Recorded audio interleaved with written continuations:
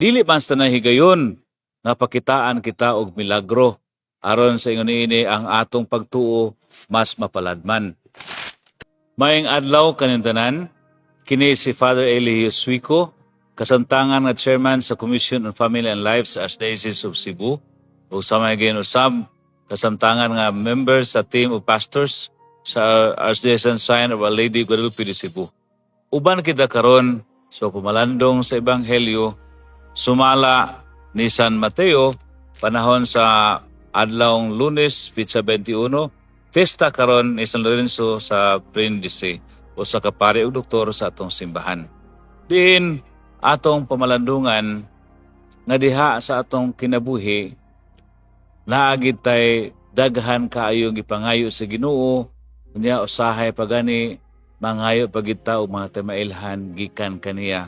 Normal kini sanglit lagi ang atong pagtuo usahay mediated man kini sa mga unsay panghitabo, unsay atong nasinati nga daw katingalahan kaayo ug sa ingon tang punga mas makadasig kini nato gayud sa pagsimba sa atong Ginoo.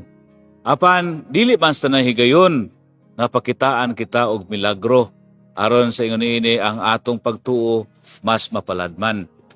Kana lang gani daan ang Santos nga Eucharistia usa naman sa kadako nga milagro diha sa atong kinabuhi.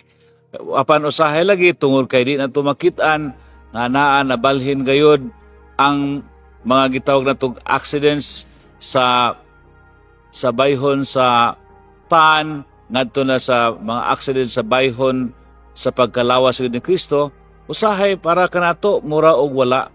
Apan labing tinuod mga sa Kristo, anaa diha ang dakong milagro kay sa kadaghan gihimo naman kini sa tong Ginoo nga milagro diha iyang ipakita sa makadaghan ngadto sa katawhan.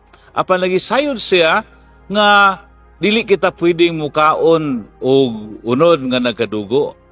Mao nang tungod kay buot lang gyud siya nga kita mabuhi ana iya lang ipakubos sa iyang kaugalingon daw nahimo siyang powerless apan sa labing pagkatinuod ay usa sa kadakong gamhanan Dios apan higugmaon kanatong tanan ug nagbuot nga kita untas kanunay makakaon gayud kaniya kay wala sa laing tinguha kun dili mao ang pagtuman nga kita unta makabaton sa kinabuhing dayon.